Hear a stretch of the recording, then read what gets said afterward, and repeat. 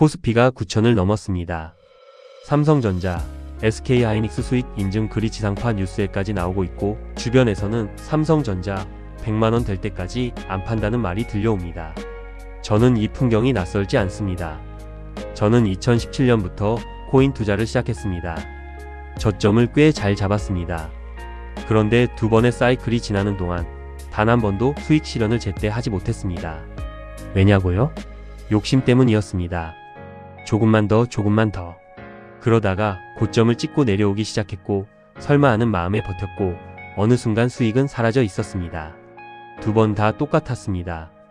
저는 그 경험을 여러분께 그냥 흘려보내고 싶지 않아서 이 영상을 찍고 있습니다. 1부, 지금 시장은 어디에 있는가? 지금 시장 분위기를 한번 보겠습니다. 코스피 9천, 1부에서는 코스피 만포인트 이야기도 나옵니다. 개인 투자자들의 수익 인증이 넘쳐나고, 뉴스는 주식 열기를 대대적으로 보도합니다. 이런 장면이 언제 나타나는지 아십니까? 바로 탐욕 구간입니다. 그런데 탐욕 구간이라는 말 막연하게 들리실 수 있습니다. 그래서 투자 심리 사이클을 조금 더 자세히 설명드리겠습니다. 시장은 사람의 감정을 따라 움직입니다. 그리고 그 감정은 거의 예외 없이 같은 순서로 반복됩니다. 처음은 불안입니다.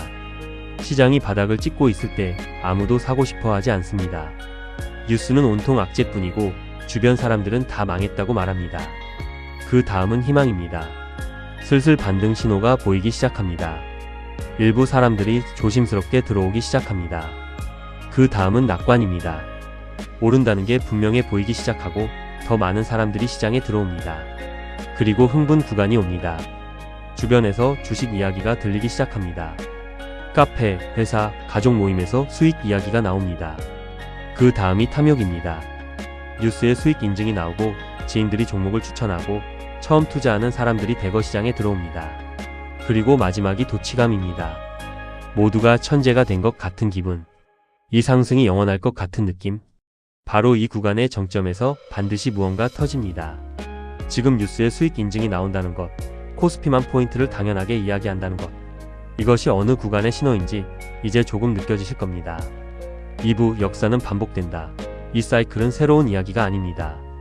역사 속에서 수도 없이 반복되어 왔습니다. 1990년대 말, 인터넷이 세상을 바꿀 것이라는 믿음 속에 닷컴 버블이 만들어졌습니다. 당시 미국 나스닥 지수는 1995년부터 2000년까지 무려 5배 이상 올랐습니다. 기술주라면 뭐든 오르던 시절이었습니다. 사람들은 적자 기업도 사들였고 인터넷이라는 단어만 붙으면 주가가 폭등했습니다. 그리고 2000년 3월 거품은 터졌습니다. 나스닥은 이후 2년 반 동안 80% 가까이 폭락했습니다.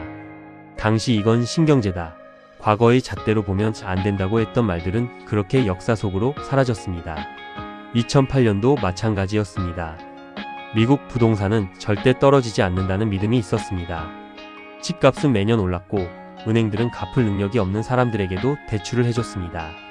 그 거품이 터지면서 리먼 브라더스가 파산했고 전 세계 금융 시스템이 흔들렸습니다. 당시 집을 산 사람들 중 상당수는 집값이 반토막난 상황을 지켜봐야 했습니다. 그리고 코인 시장. 2017년 말 비트코인은 2천만 원을 넘었습니다. 주변 모든 사람이 코인 이야기를 했습니다. 그리고 2018년 한 해 동안 80% 넘게 빠졌습니다. 2021년에도 역사는 반복됐습니다. 고점에서 샀던 사람들 중 많은 이들이 아직도 그 손실을 안고 있습니다. 저도 그 안에 있었습니다. 공통점이 보이십니까? 매번 정점에는 이번엔 다르다는 믿음이 있었습니다. 그리고 매번 다르지 않았습니다. 3부, 그래서 지금 어떻게 해야 하는가? 존 템플턴 경은 이런 말을 남겼습니다. 강세장은 비관론 속에서 태어나 회의론 속에서 성장하고 낙관론 속에서 성숙하며 도치감 속에서 죽는다. 워런 버핏 역시 말했죠. 남들이 탐욕스러울 때 두려워하고 남들이 두려워할 때 탐욕스러워라. 이 말은 수십 년째 반복되고 있지만 막상 탐욕 구간 한가운데 있으면 아무도 이 말이 자신의 이야기라고 생각하지 않습니다. 저도 그랬으니까요. 그래서 저는 지금 이 시점에 분할 매도를 권합니다. 분할 매도란 무엇인지 어떻게 하는 건지 조금 더 구체적으로 말씀드리겠습니다. 분할 매도는 보유한 자산을 한 번에 다 파는 게 아니라 나눠서 단계적으로 파는 방법입니다. 왜 분할로 나눠서 팔아야 하냐고요? 고점이 어디인지 아무도 모르기 때문입니다. 내가 팔고 난 다음에도 더 오를 수 있습니다. 반대로 내가 버티는 동안 폭락할 수도 있습니다. 분할 매도는 이 불확실성에 대응하는 가장 현실적인 방법입니다. 구체적인 방법을 예로 들어보겠습니다. 예를 들어 지금 수익이 100% 나 있다고 가정해 보겠습니다. 이럴 때 전체 보유량의 20%를 지금 팝니다. 그리고 추가로 20% 더 오르면 다시 20%를 팝니다. 또 오르면 또 팝니다. 이렇게 하면 고점을 완벽하게 잡지 못해도 괜찮습니다. 상승 구간에서 수익을 조금씩 확정 지어두는 것입니다. 반대로 팔고 나서 더 올라가도 후회하지 않아도 됩니다. 이미 일부는 팔았으니까요. 남은 물량으로 추가 수익을 보면 됩니다. 가장 중요한 건 이겁니다. 팔기로 한 비율을 정했으면 감정에 흔들리지 않고 기계적으로 실행하는 것입니다.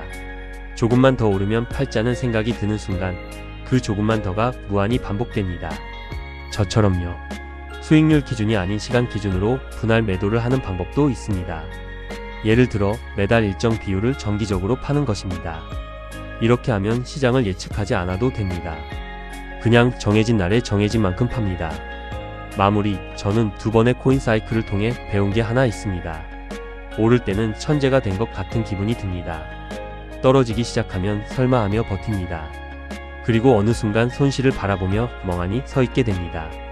그 과정은 굉장히 조용하게 그리고 매우 빠르게 진행됩니다. 지금 이 영상을 보고 계신 분 중에 수익이 많이 나 있는 분이 계실 겁니다. 그 수익 정말 수고하셨습니다. 잘 버티셨습니다. 그런데 한 가지만 기억해 주십시오. 수익은 팔아야 내 돈이 됩니다. 숫자로만 존재하는 수익은 언제든 다시 사라질 수 있습니다. 저처럼요. 이 영상은 투자 권유가 아닙니다. 저는 전문가가 아니고 모든 투자의 책임은 본인에게 있습니다.